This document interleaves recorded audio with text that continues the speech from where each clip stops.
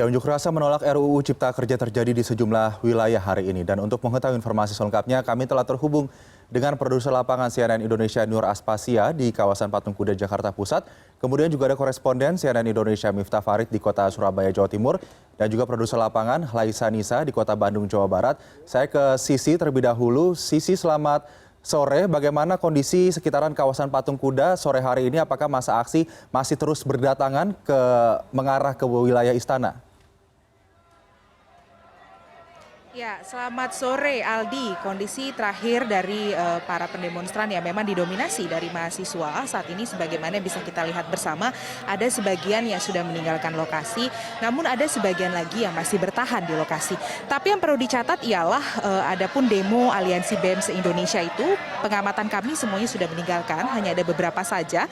Ini ada aliansi dari mahasiswa lain begitu yang belum diketahui dari mana sebenarnya asalnya. Tadi selain ada BEM-SI, ada juga HMI dan juga aliansi buruh yang juga menyuarakan hal yang sama, yaitu penolakan mereka terhadap Omnibus Law demo Cipta Kerja yang kemudian di momentumnya ini diambil bertepatan pada 1 tahun masa periode Presiden Jokowi dan juga Wakil Presiden Ma'ruf Amin.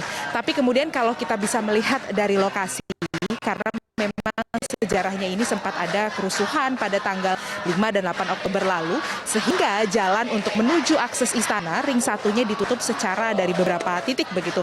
Sebut saja tempat saya berdiri saat ini memantau, Jalan Merdeka Barat ditutup secara total untuk menuju Harmoni, Jalan Veteran, dan juga Binagraha ditutup dan tidak ada akses satupun yang bisa melalui untuk menuju istana. Selain Jalan Merdeka Barat, Merdeka Selatan aksesnya juga ditutup, Merdeka Utara juga ditutup, dan yang hanya bisa dibuka saat ini adalah menuju arah akses Tanah Abang, walaupun bisa dipastikan aksesnya hingga saat ini cukup padat begitu Aldi, karena demonstran masih belum meninggalkan lokasi tempat demo. Kami masih menunggu apa sebenarnya kemudian kelanjutannya, karena peraturannya memang hingga saat ini demo sendiri masih bisa berlangsung hingga pukul 18.00.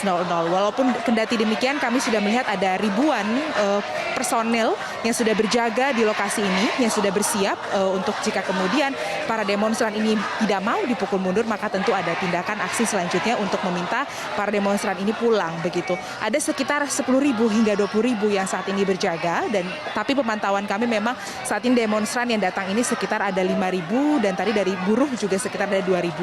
Angkanya datang pergi, tidak semuanya berada dalam satu tempat bertahan selama itu, Aldi, dari jam 12 tadi, tapi aliansi-aliansi ini berdatangan secara bergantian.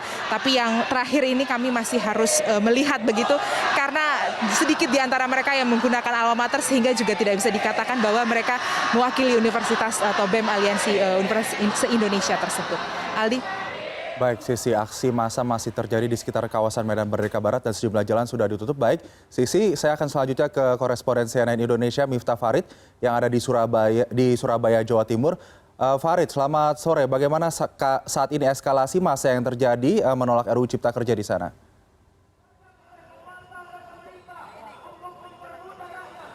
Ya, Ali, massa sudah datang di titik kumpul di depan Gedung Gerahadi sekitar 30 menit yang lalu. Mereka langsung membuka mimbar bebas dengan melakukan orasi dan diikuti sekitar 1.000 massa yang berasal dari berbagai elemen. Ada mahasiswa, ada kemudian para petani dan juga serikat buruh yang tergabung dalam gerakan tolak Omnibus Law, Aldi. Gerakan ini merupakan salah satu gerakan yang paling konsisten di Jawa Timur yang sudah seringkali melakukan aksi terkait isu menolak Omnibus Law.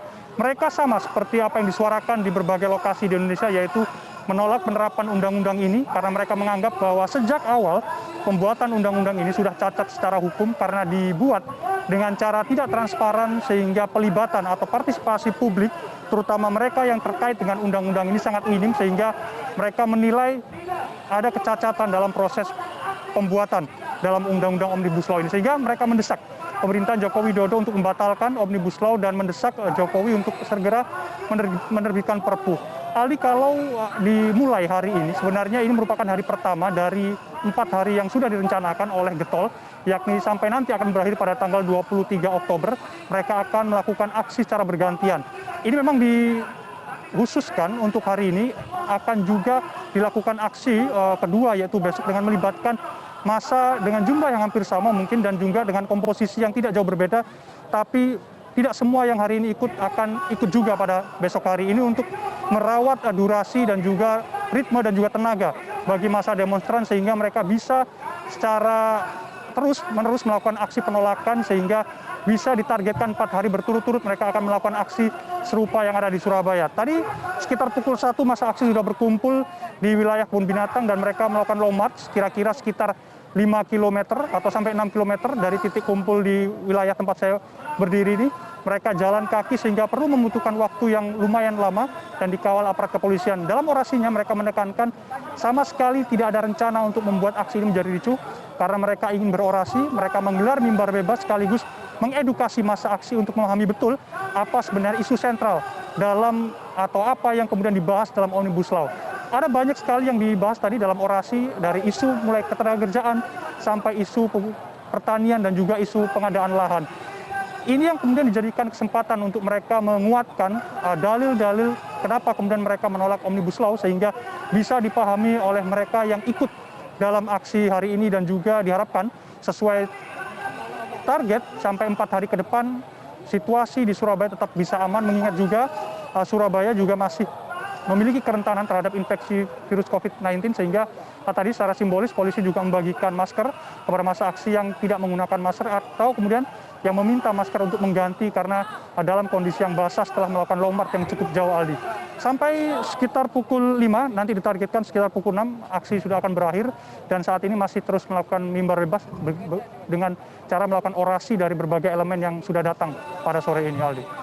Baik, Farid, aksi massa diperkirakan akan berlanjut selama 4 hari begitu ya di Surabaya. Terima kasih Miftah Farid. Selanjutnya saya akan ke Bandung, Jawa Barat. Sudah ada produser lapangan CNN Indonesia, Laisa Nisa. Nisa, selamat sore. Bagaimana atau di mana pusat perkumpulan massa yang melakukan aksi unjuk rasa menolak RUU Cipta Kerja di sana?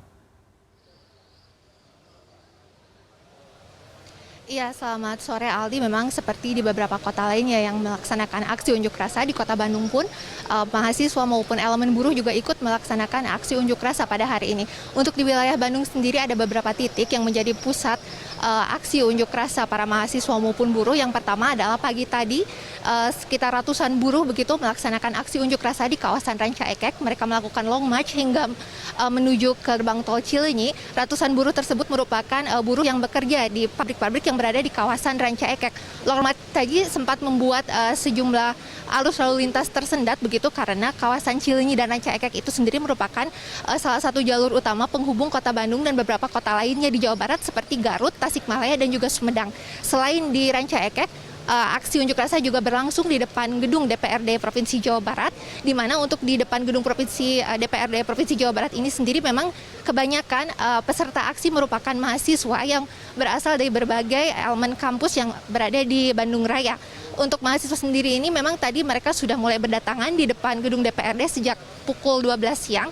Dan hingga saat ini pun mereka masih tetap bertahan begitu di depan gedung DPRD Provinsi Jawa Barat meskipun kondisinya saat ini sendiri di depan gedung DPRD Provinsi Jawa Barat dan juga gedung Sate ini kondisinya sedang hujan, namun mereka tetap masih bertahan begitu di sana. Mereka melakukan orasi, lalu juga mereka melakukan yel-yel dan sempat juga mereka membakar ban, namun pantauan kami memang aksi unjuk rasa di depan gedung DPRD ini sendiri masih berlangsung kondusif karena memang di sekitar kawasan DPRD ini sendiri juga sudah ada penjagaan begitu sekitar 1.000 lebih petugas gabungan dari kepolisian maupun dari TNI dan juga dari Brimob Polda Jabar sudah berjaga-jaga begitu agar tidak terjadi kericuhan. Dan memang kita harapkan tidak akan terjadi kericuhan pada hari ini dan aksi unjuk rasa ini bisa berlangsung secara kondusif karena memang rencananya aksi unjuk rasa di Kota Bandung ini akan berlangsung selama 3 hari ke depan hingga tanggal 22 Oktober mendatang. Aldi. Baik, Nisa, semoga benar aksi unjuk rasa ini berjalan damai dan tidak ada kerusuhan yang terjadi. Terima kasih.